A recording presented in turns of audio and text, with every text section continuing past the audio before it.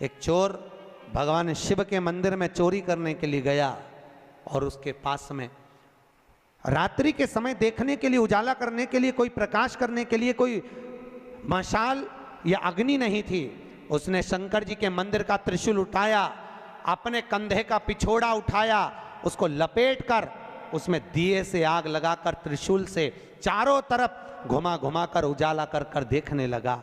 जैसे ही देखा वैसे ही मेरे शंकर प्रकट हो गए और शिव जी प्रकट होकर बोले, मांग तुझे क्या चाहिए? भोलेनाथ मैं तो चोर हूं, चोरी करने आया था, मेरे परिवार का भरण पोषण करना है।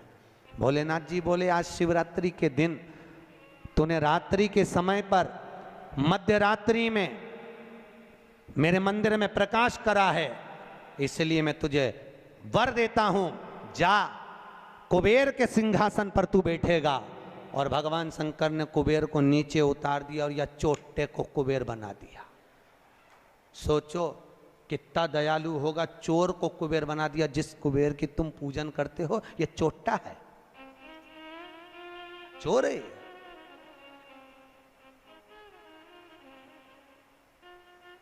और यही कुबेर जब खूब धनपति बन गया, खूब अपार धन आ गया, तो इसने पूरे 33 करोड़ देवी देवताओं को निमंत्रण करने बुला लिया। आओ साहब हमारे यहाँ आकर भोजन करो। क्यों? सबको दिखाने के लिए हमारे यहाँ का राज सत्ता तो देखो कितनी है। अब वो चोर को कुबेर बना दिया, सबको बुलाया, सबको। और शंकर जी को बुलाना भूल गया। इतने में देवऋषि नारद जी वहीं से आ गए। नारद जी ने कहा, क्या बात है कुबेर जी? कुबेर जी बोले, आज हमारे यहाँ भोजन है, कल आप भी आना, बड़े प्रेम से पाना। नारद जी बोले, हम तो पालेंगे, पर ये तो बता चोट्टे, तेरे को जिसने कुबेर बनाया उसको बुलाया? कि महाराज मैं उसको भूल गया। होता है, दुनिया के लोगों की रीति है। जब व्यक्ति जिसके माध्यम से आगे बढ़ जाता है, बढ़ते चले गया, धनपति हो गया, सब कुछ बना लिया, पर जिसके पूंजी से, जिसके धन से, जिसकी संपदा से, जिसके आशीर्वाद से व्यक्ति आगे बढ़ता है, उसको व्यक्ति भूल जाता है। बस उसी को भूला, उसी को। बाबा कुबेर जी ने कहा मैं तो भूल गया, अब क्या करूं? नारद जी ने कहा जाओ विनती करो। नारद जी ने जैसे ही कहा, कुबेर दौड़ कर गया भोलेनाथ जी के पास में, हर हर।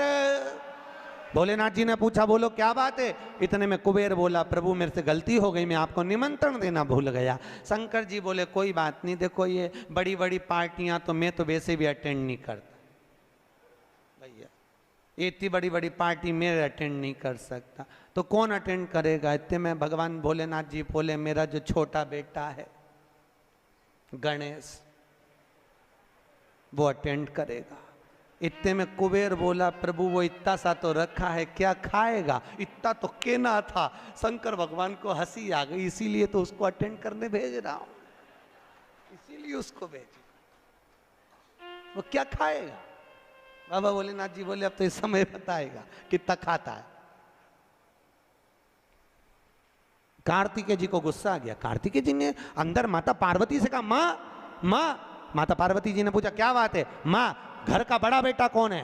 भगवान पार्वती जी ने कहा, कार्तिकेय तू। जब बड़ा बेटा मैं हूं तो सबसे पहले पार्टी अटेंड करने का हक किसका? तेरा। तो शंकर जी ने, पिताजी ने गणेश जी को कुबेर भैया के यहाँ भोजन करने क्यों भेजा? शंकर जी आएंगे, उनसे पूछेंगे। भोलेनाथ जी जैसे ही आए, पार्वती ने पूछा, क्यों उपद्रव करवाते हो प्रभु, ये सब प्रपंचा क्यों करवाते हो? जब तुम्हारे दोनों बेटे बराबर हैं तो फिर ये बड़े को तुमने भेजा क्यों नहीं? इतने में शंकर जी बोले, मुझे मालूम है कहाँ पर, कौन सी पार्टी में, किसके घर किसको भेजना, लिफाफा लेके। मुझे सब मालूम, कौन सी शादी किसको अटेंड कराना है, ये मुझे मालूम है, इसलिए मैंने गणेश जी को वहां भेजा। और गणेश जी से कहा, बेटा अच्छे से जीवना। गणेश जी बोले, पिताजी नाक कटाऊंगा नहीं, क्योंकि नाक मेरी लंबी है, तुम चिंता करो मत, जीवने बैठा तो उठूंगा नहीं जब तक आपकी सूचना आएगी नहीं। और गणेश जी महाराज पहुंच गए। शाम को 7 बजे भोजन का टाइम, 4 बजे पहुंच गए। और 4 बजे जैसे गणेश जी पहुंचे आवाज लगाई कुबेर भैया कुबेर भैया। अब जैसे ही बोले कुबेर भैया तो कुबेर भैया तो नहीं आए, कुबेर जी की धर्मपत्नी निकल कर बाहर आ गई। और कुबेर जी की पत्नी ने कहा गणेश जी भोजन का टाइम तो 7 बजे। इतने में गणेश जी बोले भाभी जी सब लोग जिमने आ जाएंगे, मैं छोटा सा कहाँ बैठ के जिमूंगा, इसलिए आ गया। अंदर से कुबेर जी बोले अब आ गया है तो जिम लेने दो, अच्छा है जितने जिम के जाएंगे टाइम तो निकल जाएगा और समय 33 करोड़ देवी देवता का भोजन बना, इसको जल्दी जल्दी जिमा जुमू के न चीत कर। ऐसे गणेश जी को बिठाया, आओ गणेश जी बैठो। भाभी ने कहा बैठो, गणेश जी बोले भाभी बैठ जाऊं, हाँ बैठ जा। चौकी लगा के गणेश जी के बिठा दिया और अब थाली जैसे ही लगी भाभी थाली लगा के लाई, गणेश जी खाते गए। जैसे ही खाते गए 33 करोड़ देवी देवता का भोजन 15 मिनट में निपटा गया। 33 करोड़।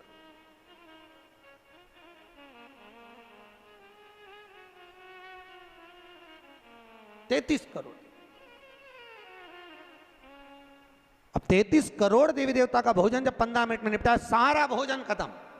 गणेश जी आवाज लगाए भाभी और लिया। भाभी गई तो चने की दाल की बोरी, चावल की बोरी, आटे की बोरी सूखी सूखी धरी आई, वो सूखा सूखा ही खा गया।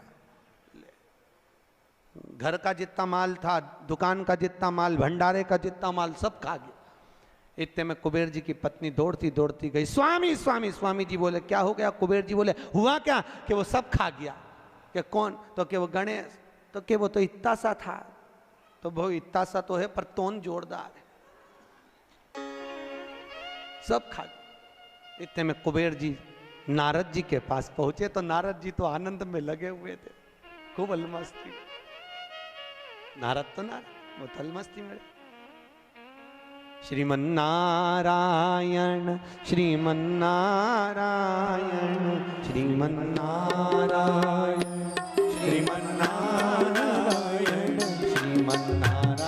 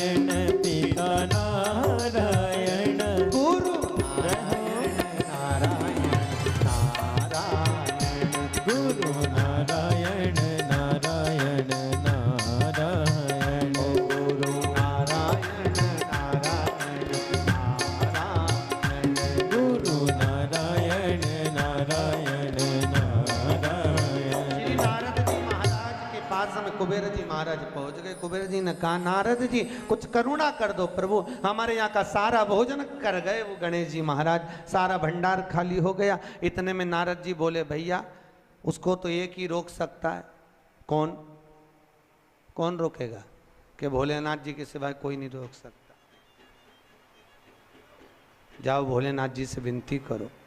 और उसी समय पर कुबेर जी दौड़ कर गए भोलेनाथ जी के पास में।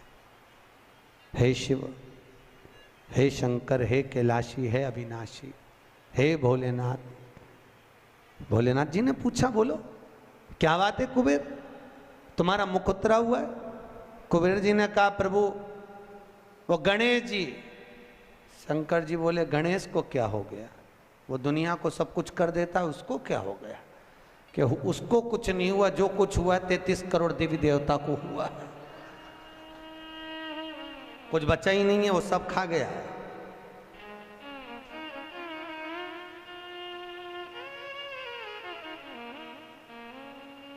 भगवान शिव ने कहा क्या चाहते हो? उनको जीमने से रोक दो प्रभु, कुछ बचा ही नहीं है, आप देखेंगे। शंकर जी ने एक दुर्बा उठाकर दे दी कि गणेश जी को दे देना कि ना ये दांत खरोच ले।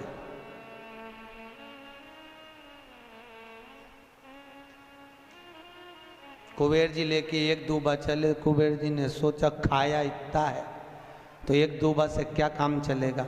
जाते जाते उन्होंने दूबा की गड्डी बना ली। आज भी नियम है, गणेश जी को ढेर सारी दूबा चढ़ाने की जरूरत नहीं है। शिव जी ने एक दुर्बा गणेश जी को दी थी, इसलिए एक दुर्बा गणेश जी को चढ़ा दो तो गणेश जी स्वीकार कर लेते हैं। ढेर सारी चढ़ाने से कोई लाभ नहीं है कि बहुत सारी चढ़ाएंगे तो गणेश जी राजी होंगे। तो कुबेर जी ने चलते चलते बहुत सारी उठा ली थी, गणेश जी को ले जाके दे दी। लो प्रभु ये कहां चढ़ाते हैं दुर्बा? गणेश जी का जो दांत टूटा है उस दांत की ओर गणेश जी को दुर्बा समर्पित करी जाती है। इसलिए हमारे हिंदू धर्म में दो तरह के गणेश जी का प्रमाण कहा जाता है, एक राइट सूंड के गणेश, एक लेफ्ट सूंड के गणेश। राइट सूंड का जो गणेश होता है वो घर में रखा जाता है, और लेफ्ट सूंड का जो गणेश होता है वो अपने ऑफिस में, व्यापार की जगह पर, दुकान में, धंधे में, पानी में, सर्विस में, नौकरी में लेफ्ट सूंड का गणेश रखा जाता है। जिसकी दुकान, व्यापार, व्यवसाय में अगर राइट सूंड का गणेश रखा जाता है तो लक्ष्मी आती है पर टिकती नहीं है। इसलिए घर में सीधी सूंड का गणेश और दुकान, व्यापार, व्यवसाय में, ऑफिस में उल्टी सूंड का, दो गणेश। तो इसका मतलब ये थोड़ी ना कि तुम्हारे घर में गणेश जी बैठा तो तुम उठा के बदल लिया, यहाँ कहाँ दिया, यहाँ कहाँ दिया। अब रखे रहने। हमेशा याद रखो, गणेश चतुर्थी के बाद अनंत चतुर्दशी पर जब गणेश जी का विसर्जन करते हैं तो गणेश जी की 2 धर्म पत्नियां, वैसे तो गणेश जी की कुल मिला के 5 पत्नी, कितनी है? गणेश जी की 5 पत्नी। पहली श्री, दूसरी तुष्टि, तीसरी पुष्टि, चौथी रिद्धि और 5वीं सिद्धि। कितनी है? 5। ये व्यक्ति के नाम के आगे जो लिखा रहता है ना श्रीमान, ये श्री संबोधन कहाँ से आया? और एक पीछे लिखते हैं, जैसे नाम के आगे लिखते हैं श्री और पीछे लगाते हैं जा में ई की मात्रा जी। लिखते हैं कि इधर नहीं लिखते? लिखते हैं श्रीमान अग्नि प्रसाद जी, श्रीमान बद्री प्रसाद जी, श्रीमान हरीश प्रसाद जी। तो श्री आगे क्यों आया और जी पीछे क्यों आया? कौन ने लगाया? किस लिए लगाया? कौन ने बताया कि आगे श्री लिखो? किसी के नाम के आगे जी लिख दे, पीछे श्री लिख दे, मर्जी अपनी, अपन कुछ भी लिख सकते। पर किसने कहा कि आगे श्री लिखो? क्योंकि गणेश जी महाराज जब विवाह करने जा रहे थे और गणेश जी की जब बारात जा रही थी तो यमुना जी के तट पर गणेश जी की प्रथम पत्नी श्री गणेश जी के चरण पखारने के लिए खड़ी हो गई और प्रथम गिनती में जब गणेश जी चलने लगे तो श्री ने उनके चरणों को रोक लिया और कहा, प्रभु मैंने आपका आवाहन करा है, मैं आपको अपने पति के रूप में देखती हूँ। भगवान गणेश जी ने कहा, तूने प्रथमता में मुझे पाया है, जिसके नाम के आगे तेरा संबोधन लगा रहेगा वो जगत में प्रसिद्ध होता चले जाएगा। इसलिए श्रीमान लिखा जाता है। अब जी का संबोधन कहां से आया वो भी समझ लीजिए। हर कहीं से थोड़ी ना लगा दिया जाता है कि जी कहां से आ गया। एक पत्नी भी लगाती है ए जी, और जब वो बोले ए जी तो तुरंत खसक लो जी, नहीं तो 500 गया जी। उसके जी में थोड़ा भारीपन है।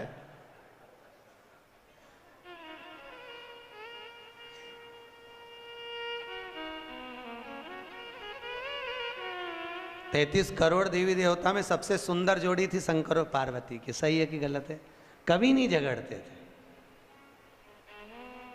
इसलिए पृथ्वी पर ना तो लक्ष्मी जी के व्रत हैं, ना ब्रह्माणी के व्रत हैं, ना इंद्राणी के व्रत हैं।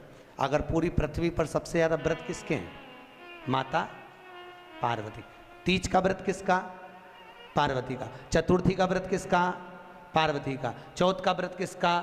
पार्वती का। छठ का व्रत किसका? पार्वती का। जितने व्रत है सब माता पार्वती। लक्ष्मी जी का कोई व्रत है क्या? अरे बोलो तो, ये आप लोग वो वैभव लक्ष्मी का व्रत करते हो, ये पुराना व्रत नहीं है, ये तो अभी अभी लोगों ने चालू कर दिया। ये लक्ष्मी, यहाँ कई लोग अमावस्या के दिन, दिवाली के दिन व्रत रख लेते हैं, हमारे शास्त्रों में उसका भी प्रमाण नहीं है। वो तो तुम लक्ष्मी के चक्कर में रख लेते हो कि दिन भर भूखी रहूंगी तो लक्ष्मी जल्दी आ जाएगी। नहीं तो ये हमारे शास्त्र में प्रमाण नहीं है लक्ष्मी जी के व्रत का। कहीं सरस्वती का व्रत है क्या? ब्रह्माणी का? अरे बोलो तो सर, बसंत पंचमी के दिन रखती हो कि सरस्वती का व्रत? नहीं, केवल एक व्रत माता पार्वती का। क्यों नहीं है? लक्ष्मी का व्रत इसलिए नहीं है क्योंकि माता लक्ष्मी भगवान नारायण को श्राप दी थी। जब लक्ष्मी जी श्रृंगार कर रही थी और इतने में भगवान विष्णु आ गए और भगवान विष्णु ने लक्ष्मी जी का मुख देखा, देखकर हंस दिए। इतने में लक्ष्मी को क्रोध आ गया, हे नारायण तुम मुझे देखकर हंसे हो घोड़े की तरह, इसलिए मैं तुम्हें श्राप देती हूं, तुम्हारा सिर कट जाए और तुम्हें घोड़े का मुख लग जाए। तो भगवान नारायण को घोड़े का मुंह लगा और नारायण का हयग्रीव अवतार हुआ। कौन सा अवतार? हयग्रीव। ये लक्ष्मी का श्राप नारायण को लगा था, इसलिए लक्ष्मी का कोई व्रत नहीं। ब्रह्माणी ने ब्रह्मा को श्राप दिया था पुष्कर राज की भूमि पर। जब पुष्कर राज की भूमि पर यज्ञ हो रहा था, ब्राह्मणों ने कहा ब्रह्म देवता मुहूर्त निकल रहा है, जल्दी यज्ञ में बैठो। ब्रह्मा जी ने नारायणी से कहा, ब्रह्माणी से कहा, ब्रह्माणी जल्दी चलो, सरस्वती जल्दी चलो, यज्ञ में बैठना है। ब्रह्माणी ने कहा भी आई तैयार होके। ब्रह्माणी तैयार होने में लगी रही, बहुत समय निकल गया, मुहूर्त निकलने लगा। ब्रह्मा जी से ब्राह्मणों ने कहा ये मुहूर्त निकल रहा है। ब्रह्मा जी ने कहा करें क्या? इतने में ब्राह्मणों ने कहा तुम बताओ क्या करें? ब्रह्मा जी बोले आपको जो करना है करो। ब्राह्मणों ने गाय को पकड़ कर ले आए और गौ माता को खड़ी कर कर गाय के सामने वेद ध्वनि करना प्रारंभ करा। जब वेद ध्वनि करी तो गाय के मुख से वेद माता गायत्री को प्रकट कर लिया। गायत्री को प्रकट करा, ब्रह्मा जी के पास में गठजोड़ा बांधकर बिठा दिया। जैसे बिठाया उसी समय पर ब्रह्माणी आ गई और ब्रह्माणी ने आकर देखा ब्रह्मदेव तुमने मेरी जगह पर दूसरी नारी को बिठाया है, मैं तुम्हें श्राप देती हूं, तुम्हारे पृथ्वी पर कहीं मंदिर नहीं बनेंगे। ब्रह्माणी ने श्राप दे दिया।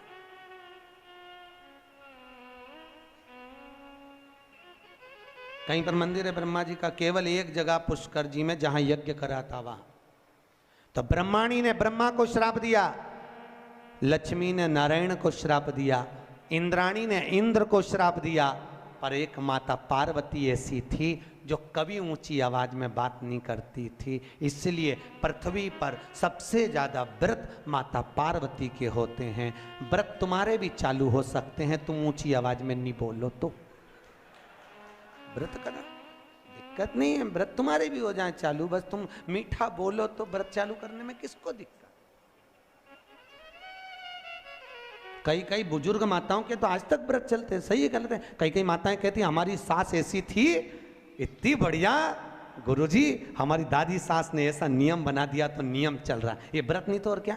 जो सास दादी सास बना के चली गई वो नियम आज तक चल रहा है। ये व्रत ही तो है, उन्होंने अच्छा करा इसलिए नियम चल रहा है। तुम भी कुछ अच्छा करो, खूब प्रेम से बोलो, मीठा बोलो, अच्छा बोलो, तो तुम्हारी बहुएं भी कहेंगी हमारी सास इतना जोरदार बोलती थी, इतना जोरदार, तो तुम्हारे व्रत चालू हो जाए। अब तुम जब भी बोलो तो चामुंडा और चंद्र घंटा की तरह बोलो, तो कौन व्रत करे तुम्हारा? कौन व्रत करे? मीठा अच्छा बोलो, विद्वत्ता से परिपूर्ण बोलो, प्रखर। अब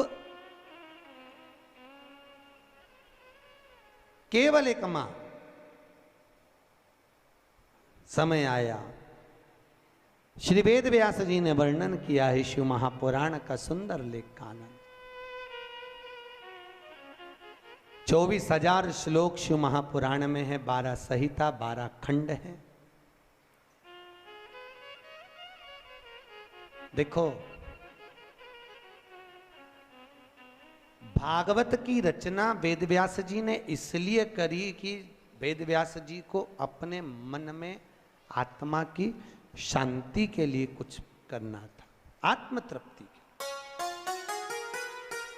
आत्मोद्धार के लिए।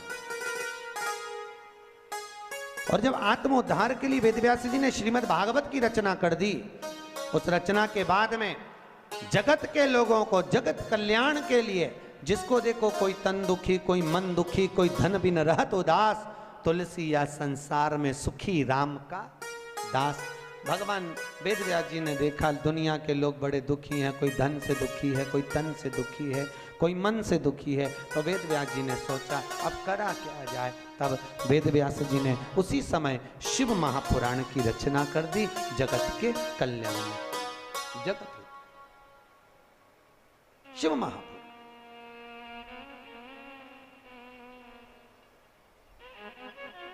वेदव्यास जी लिखे,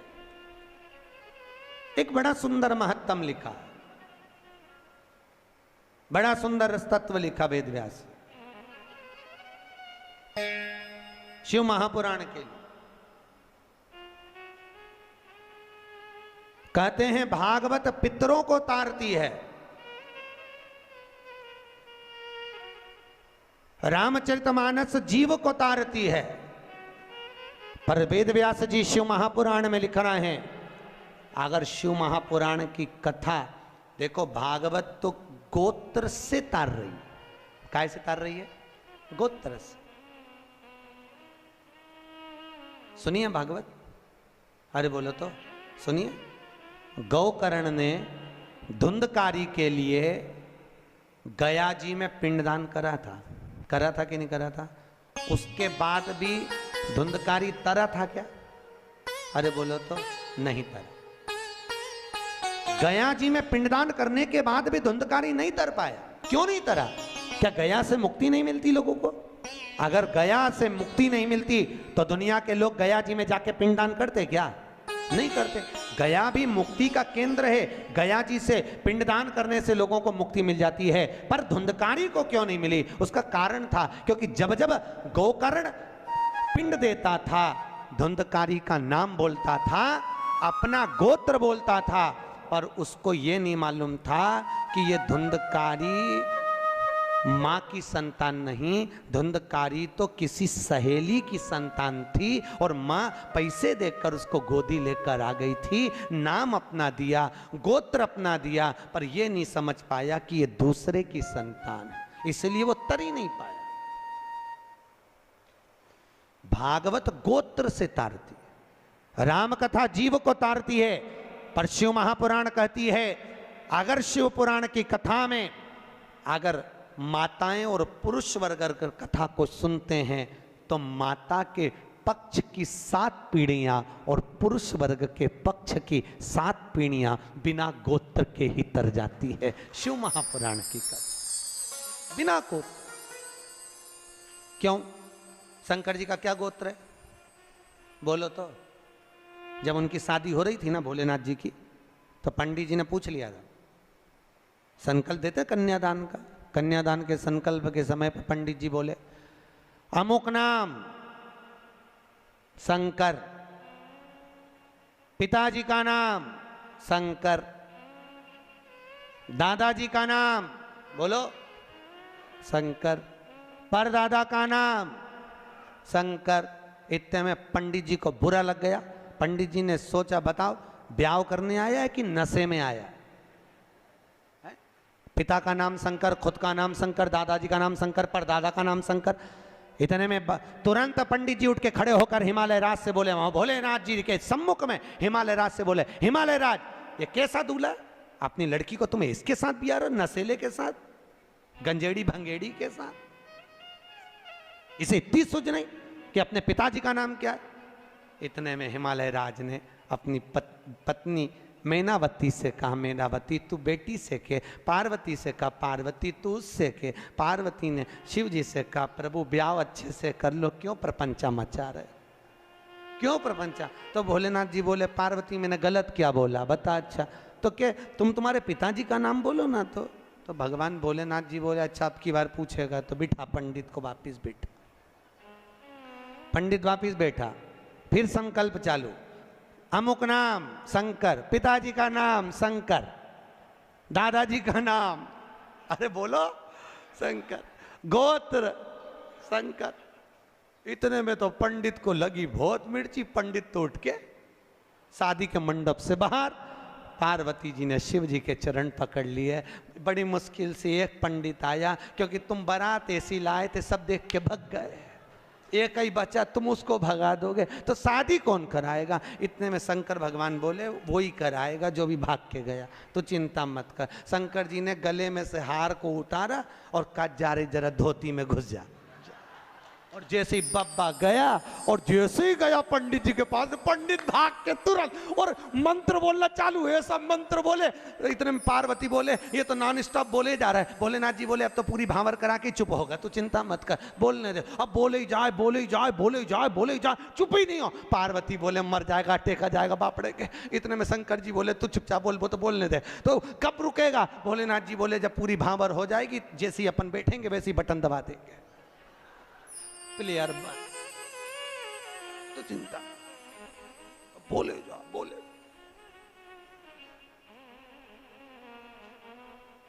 पार्वती बोली, अभी भी चुप नहीं हुआ। भोलेनाथ जी ने कहा, 7 भांवर हो गई, अब तो हार हार। और जैसे ही भोलेनाथ जी ने हाथ धरा, बटन, अब नहीं बोला कुछ भी। शंकर जी ने पूछा, पंडित जी दक्षिणा।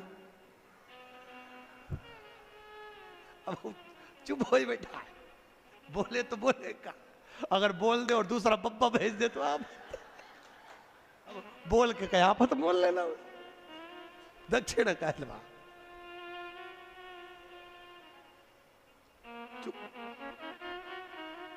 पार्वती जी ने पंडित जी का तिलक करके पूछा, आपको क्या दूं।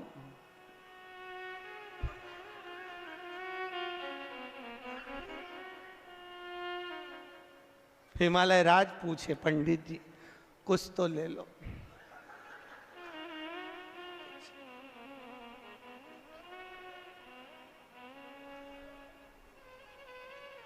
पीछे से ब्रह्मा जी ने कहा, तो आप पोथी उठा के, कुछ नहीं बोला। घर पे पंडित जी की पत्नी ने पानी पिला के पूछा, शादी कैसी रही। आवाज निकले से तो बोलत रहे, अब निकले तो बोले, कुछ बोले से। शिव का विवाह तीसरे दिन कथा में आएगा, शंकर जी का विवाह जो अपन सुनेंगे। करुणा सागर, यह शिव कथा कहती है, भगवान शंकर की कथा में गोत्र की भी जरूरत नहीं है, या बिना गोत्र वाले को भी तार देती है शिव पुराण। आप सुनोगे, माताओं ने श्रवण करी तो उनका माए का पक्ष की भी 7 पीढ़ी, ससुराल पक्ष की भी 7 पीढ़ी कथा को श्रवण कर कर तर जाती है। ऐसी शिव महापुराण की कथा है, शंकर की तरण तारण वाली। अब कौन ऐसी कथा होगी। भागवत गोत्र से तारे जीव को तारे राम कथा, शिव महापुराण तार। चले सुंदर सनकादि ऋषियों ने एक सुंदर संवाद में, सुंदर आनंद में शिव महापुराण के महत्तम को श्रवण कराया। एक देवराज नाम का ब्राह्मण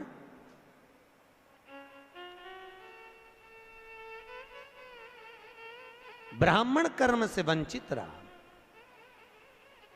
देखो, हमारा जन्म जिस कुल में, जिस गोत्र में, जिस जगह पर हुआ है, हम उस वर्ण के अनुकूल रहे। ब्राह्मण का कर्म है शास्त्र पढ़ना, शास्त्र सुनाना। वैश्य का कर्म है धन एकत्रित करना। क्षत्रिय का कर्म है रक्षा करना। शूद्र का कर्म है इन तीनों वर्णों की सेवा। पर आज के जमाने में सब अपने अपने वर्ण से विभाजित हो गए।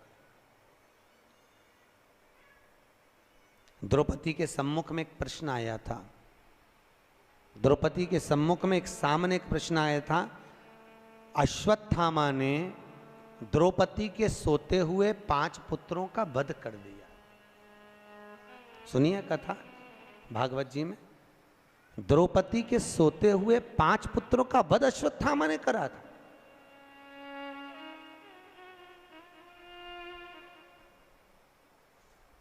और द्रौपदी के जब 5 पुत्र मर गए, अश्वत्थामा को पकड़कर भीम ने सामने लाकर खड़ा कर दिया। द्रौपदी के हाथ में तलवार दे दी, मार दे द्रौपदी इस अश्वत्थामा को। द्रौपदी कहती है इसको नहीं मार सकती। क्यों? क्योंकि ये मेरे गुरु का पुत्र है, ये मेरे गुरु का पुत्र है। द्रौपदी, इसने तेरे बेटे को मारा, तू इसको मार दे।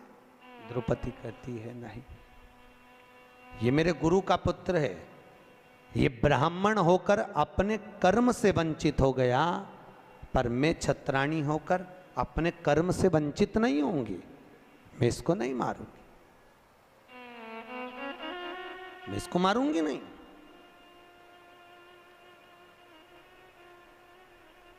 अरे इसने तेरे पुत्र को मारा, तू इसको मार दे। नहीं नहीं नहीं स्वामी, ये हमारी शास्त्र की रीति नहीं कहती कि कोई कुत्ता हमें काटे तो क्या हम कुत्ते को काट लें? ऐसा होता है क्या? अरे बोलो तो सही। पर घर में ऐसा ही होता है, सास ने कुछ बोला और बहू ने पलट के जवाब दिया, तो ये तो वही बात हो गई कि कुत्ता तुम्हें काटा तो तुम कुत्ता काट गई। बात तो यही है भैया। शिव महापुराण की कथा कर रही है, सास कुछ बोले, पिता कुछ बोले, बहू और बच्चों को चाहिए कि पलट कर जवाब ना दे, ना जवाब दीजिए।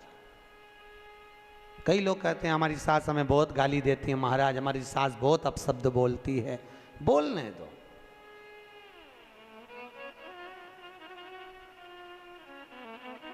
बोलने दो, बोले तो।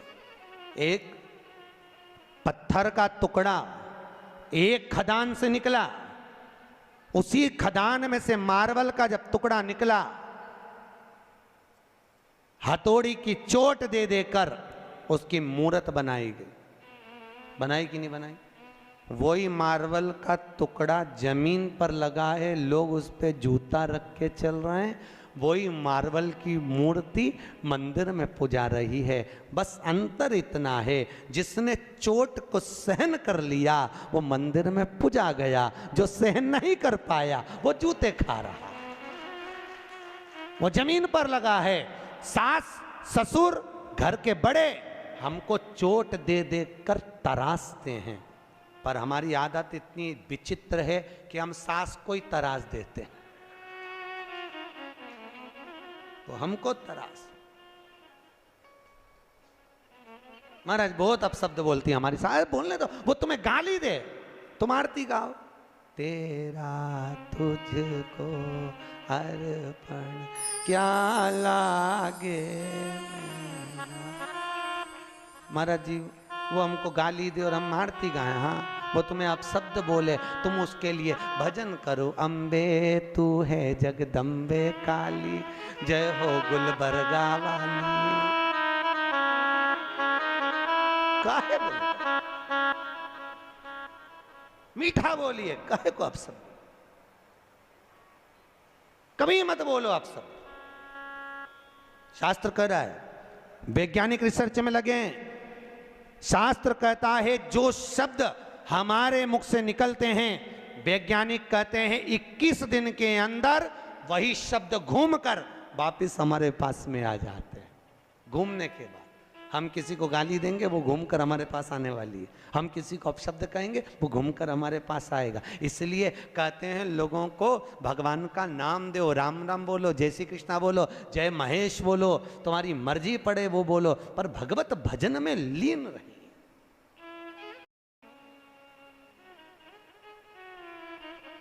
भगवत भजन में एक जगह शिव महापुराण की कथा करने गए थे।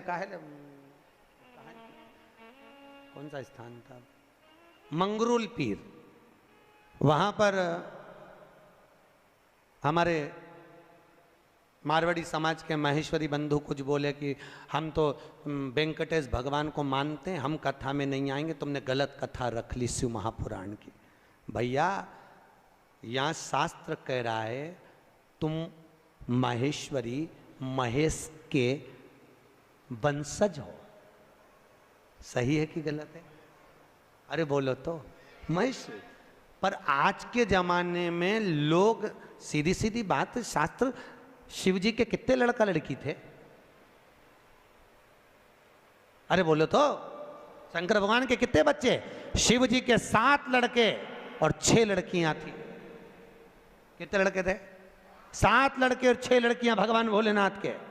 उन 7 लड़कों में से भगवान शिव के 5वें नंबर के लड़के से महेश्वरी वंश का उत्पत्ति हुई है, तब जाकर तुम महेश्वरी कहला। और तो लोग कहते हैं हम तो भैया नारायण वाले, हम शंकर जी का प्रसाद नहीं लेंगे, हम शिव के मंदिर नहीं जाते। अरे भैया क्यों लजाते हो? भगवान महेश के वंशज हो। महेश को नहीं पूछोगे, दादा बाबा को नहीं पूछोगे, तो किसको पूछो? मुझे बहुत प्रसन्नता हुई थी जब गुलबर्गा में महेश्वरी समाज की यहाँ पर अध्यक्ष बैठी है, महेश्वरी महिला मंडल की। तो आज से 12-1 साल पहले कथा करी थी शिव महापुराण की, महेश्वरी महिला मंडल ने करवाई थी। एक बार जोरदार ताली बजाओ पूरी महिला मंडल के लिए। बहुत सुंदर। ऐसे शुभ कार्य हमारे जीवन में, हम जब मृत्यु लोक में अगर जन्म लिए हैं, हमारे जीवन काल में जब हम आए हैं, और उस काल में आने के बाद में हम कुछ सत्कर्म की ओर गए। सत्कर्म की। ये जितने मारवाड़ी हैं, चाहे अग्रवाल हो, चाहे महेश्वरी हो, चाहे ये ओसवाल कहते हैं, दिगंबर कहते हैं, हम वहां से निकले, हम वहां से निकले, इन सब की उत्पत्ति शंकर से। किसी की भी उत्पत्ति बाहर से नहीं, किसी की उत्पत्ति बाहर से। सब शिव के, सब शंकर के, जितने मारवाड़ी, ओसवाल, खंडेलवाल, अग्रवाल, महेश्वरी, ये जितने जितने जितने जितने हैं सब शिव के दिए हुए। शंकर भगवान की जो 6 लड़कियां हैं, जया, विषहरा, आदिक आदिक आदिक आदिक, इन सब से उत्पत्ति है पूरी खांबों की।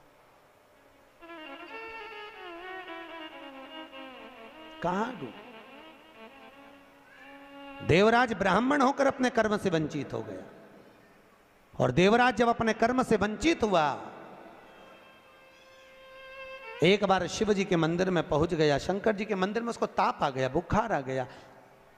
कहां जाऊं, बहुत ठंड लग रही थी। शिव मंदिर में छुप गया।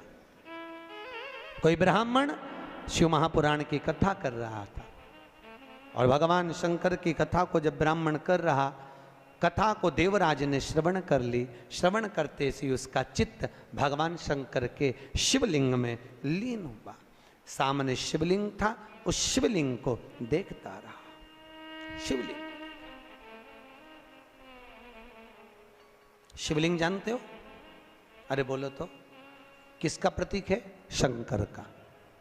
लिंगायत संप्रदाय के अंतर्गत, अगर आपके यहां पर लिंगायत संप्रदाय है, तो लिंगायत संप्रदाय के अंतर्गत जितना प्रामाणिकता भगवान शंकर के शिवलिंग की है, लिंगायत संप्रदाय के अंतर्गत माता हो, पुरुष हो, गले में चांदी की कटोरी में भी शंकर का शिवलिंग धारण करती। शंकर का शिवलिंग। लिंगायत संप्रदाय के अंतर्गत अगर घर में बच्चा जन्म लेता है, तो मां उस बच्चे को दूध नहीं पिलाती जब तक के लिंगायत संप्रदाय का मंत्र उस जन्म लिए बच्चे के कान में नहीं दे दिया जाता, तब तक उसको मत दूध भी नहीं पिलाते। जो यहां पर लिंगायत संप्रदाय का अगर कोई बैठा होगा तो उसको मालूम होगा। बैठा कोई माताएं बैठी, अरे वाह, जोरदार ताली बजाओ पूरी लिंगायत संप्रदाय के लिए, बहुत बहुत धन्यवाद। शंकर भगवान के शिवलिंग का स्मरण करना, शंकर के शिवलिंग का जलोभाग ग्रहण करना, शंकर भगवान के शिवलिंग को आनंद सुख में अपने गले में धारण करना, ये हृदय से शिव को लगा कर रखना, शंकर को अपना बना। हमारे अग्रवाल जी से हमने पूछा, बोले गुरुजी कल शोभा यात्रा वो ईश्वर मंदिर से निकलेगी। हमने पूछा वही मंदिर क्यों चुना तुमने पूरे गुलबर्गा में से? कहे गुरुजी हम वहाँ पर हर सावन में हर सोमवार को जाते रहते हैं, बाबा भोलेनाथ जी से कुछ जान पहचान ऐसी हो गई, बाबा छोड़ते नहीं हैं और हम छूटना नहीं चाहते, तो जिससे दिल लग जाता है। तो शंकर का शिवलिंग से अग्रवाल जी आपका दिल लग गया, तो वो लिंग तुम्हारा हो गया और तुम उस शिवलिंग के हो गए, शिव तुम्हारा। देखो दिल लगाना बहुत जरूरी है। अमेरिका वालों ने रिसर्च करा है, अटैक की बीमारी से बचना हो तो दिल लगा लो। वो बोल रहे हैं कुत्ता पालो, वो कह रहे हैं गैया ये पालो वो पालो। हमारे वैज्ञानिकों ने, हमारे संतों ने, हमारे राष्ट्र के संत वेदव्यास जी आदि का आदि जितने संत हुए, उन्होंने तो पहले से ही कहा इस दिल को लगा कर रखिए। अगर ये दिल संतों में लग गया, सत्संग में लग गया, गौ माता की सेवा में लग गया, शिवलिंग में लग गया, तो फिर ये दिल अगर वहां खुल गया तो फिर हॉस्पिटल में नहीं खुलेगा। हॉस्पिटल में उसी का दिल खुलता है जो सत्संग में नहीं खुला। इसलिए अटैक की बीमारी उसी को आती है, समझ गए?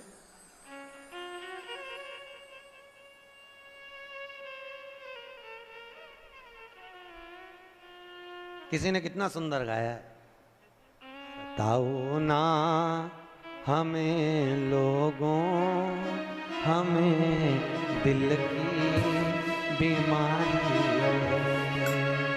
सताओ ना हमें लोगों, हमें दिल की, बोलो तो, बीमारी। हमारा वेद काशी में वो त्रिपुरारी है, हमारा वेद काशी में वो त्रिपुरारी है। सताओ ना हमें लोगों, हमें दिल की बीमारी। हमारा दिल में एक बीमारी है और जिसके दिल में बीमारी लग गई उसका एक मरीज का एक डॉक्टर, और वो डॉक्टर भी मेरा कैलाशी अविनाशी, मेरा शंकर, मेरा विश्वनाथ है। दुनिया में कोई इलाज नहीं कर सकता जो मेरा शिव कर सकता है। शंकर जो कौन करेगा?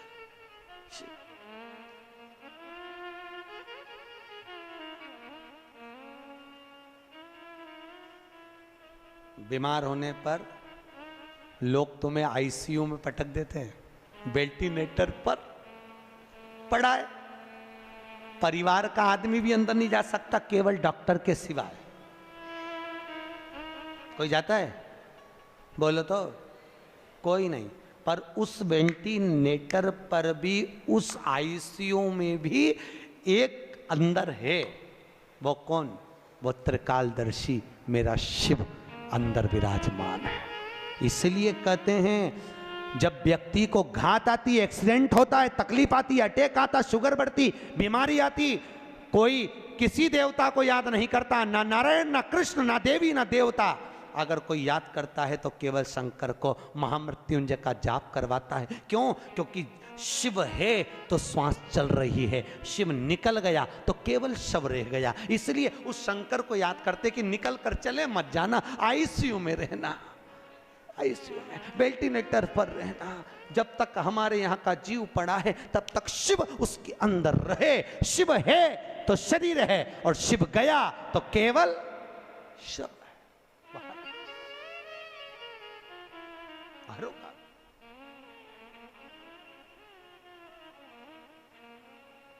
हमारा वेद दुनिया में वो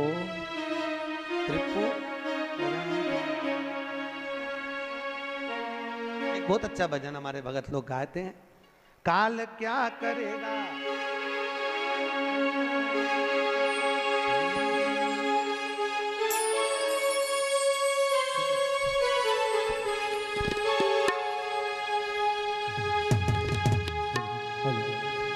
काल क्या करेगा महाकाल के आगे, कर लूंगा दो बात मैं उस काल के आगे, कर लूंगा दो बात मैं उस काल के आगे।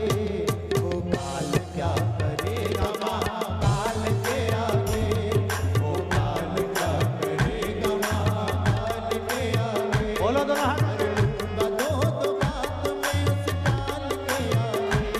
कर लूंगा दो बात मैं उस काल के आगे, वो काल क्या करेगा महाकाल के आगे, वो काल क्या करेगा महाकाल के आगे।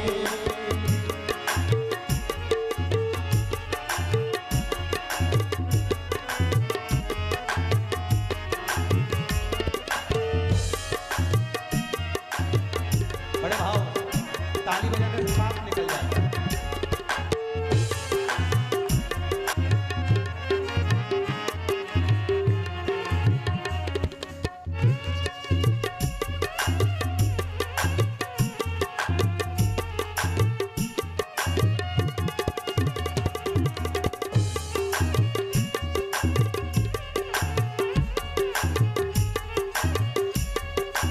बहुत सुंदर भाव, जय हो।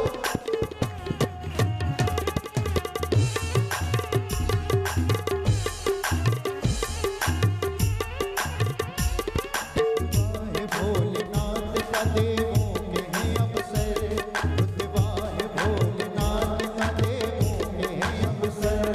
बैठे हैं समाधि में वो गोरा के हैं हर हर, बैठे हैं समाधि में वो हैं हर हर, बैठे हैं समाधि में वो गोरा के हैं हर हर, या गोरा के हैं हर हर, या गोरा के हैं हर हर। चम चम चमक चंद्रमा शिव भाल के आगे, चम चम चमकता चंद्रमा शिव भाल के आगे।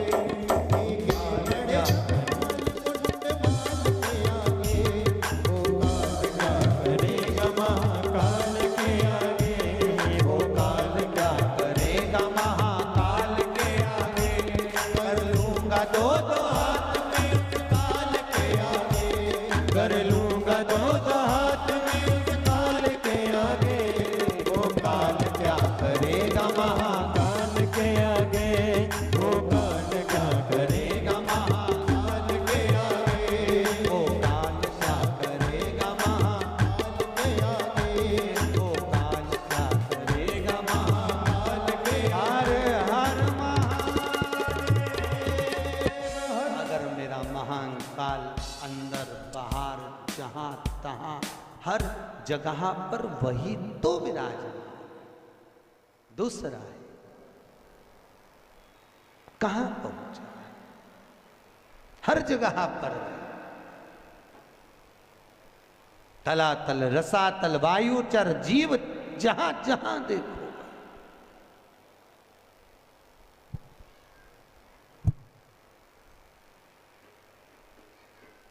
चला रहा है शिव है तो तुम कथा भी सुन रहे हो, सही है कि गलत है?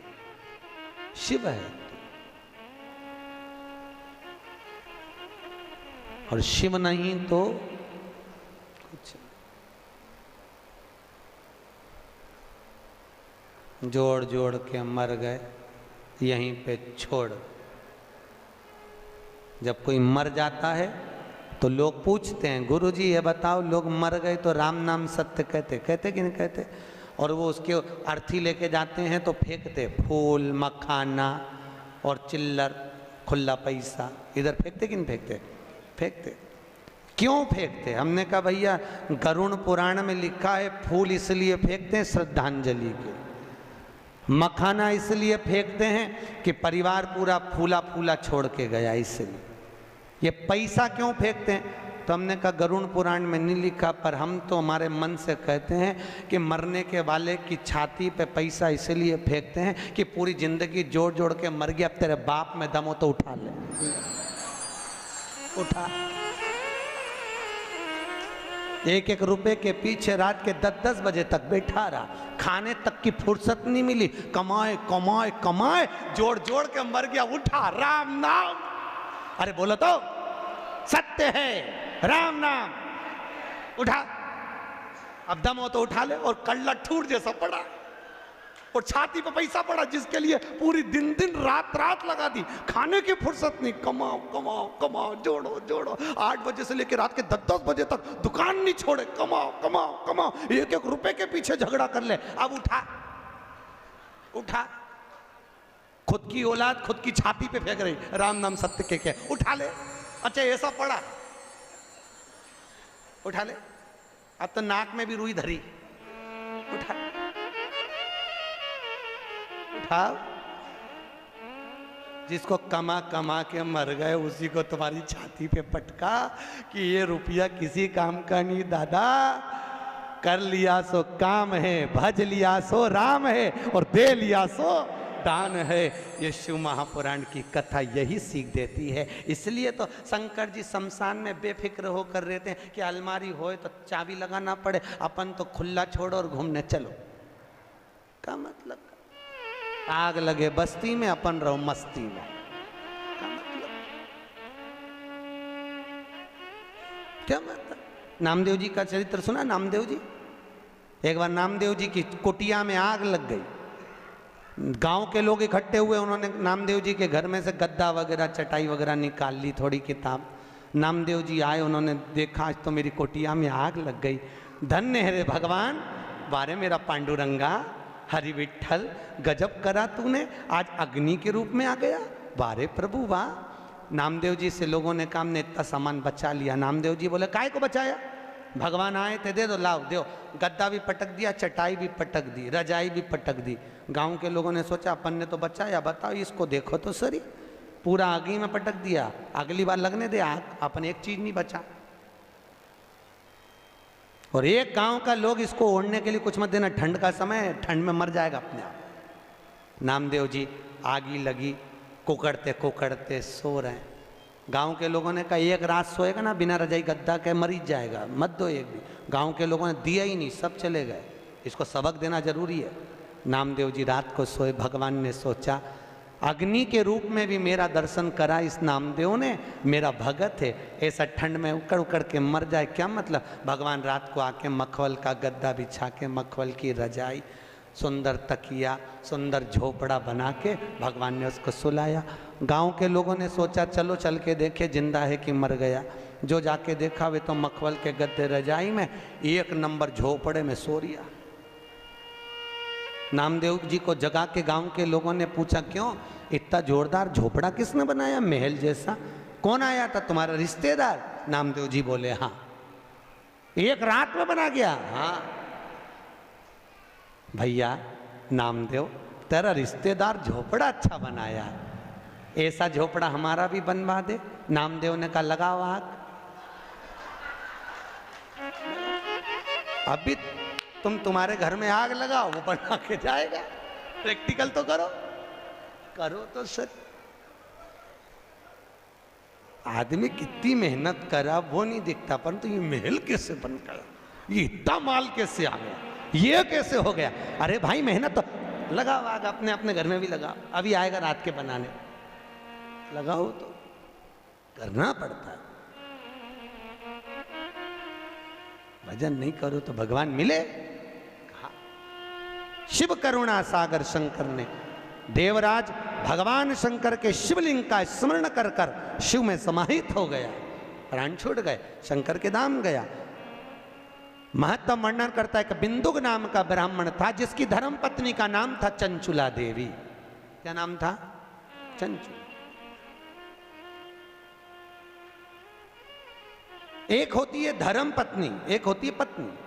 ये चंचुला जो थी ये धर्म पत्नी नहीं थी, ये पत्नी थी। धर्म पत्नी और पत्नी दोनों में जमीन और आसमान का अंतर होता है। धर्म पत्नी पति को धर्म के पथ पर लेकर जाती है, धर्म पत्नी पति को शिव महापुराण तक लेकर जाती है, और पत्नी पति को सिनेमा घर तक लेकर जाती है। अंतर। पत्नी पति को शॉपिंग मॉल तक लेकर जाती है, पत्नी पति को मायके तक लेकर जाती है, और धर्म पत्नी पति को कहती है चलो सालसर भवन में कथा चल रही है, चलो। रोज प्रतिदिन कहती है। आपसे निवेदन है 7 दिन में 1 दिन धर्म पत्नी का फर्ज अदा करना। और शिव महापुराण की कथा कहती है धर्म पत्नी का फर्ज ये भी है कि पति को धर्म के पथ पर लेकर आए, और अगर पति कथा में नहीं आ रहा हो तो जितनी कथा यहां सुनो उतनी कथा घर जाके सुनाओ। यही बात हमने पूना में मंगलवार पेट में कही थी कि जितनी कथा यहाँ सुनो घर जाके सुनाओ। एक नई नवेली बहू तीसरे दिन कथा में आके बोली गुरुजी आज मेरा सेठ कथा में आया है। मैंने कहा बहन मिलवाना हो। आखिरी में वो बेलपत्र लेने आया तो हमने पूछा भैया 3 दिन कथा में नहीं आया, आज चौथे दिन कैसे आया? उसने कहा गुरुजी रात को 9 से 12 सुनने से अच्छा है दिन में 2 से 5 सुन लूं। ये पूरी रात बैठ के तुम्हारी कथा सुनाती रहती है। आपसे भी निवेदन है, आप भी प्रतिदिन नियम बना लो, जितनी यहां से सुन के जाओ बस चरण दबा दबा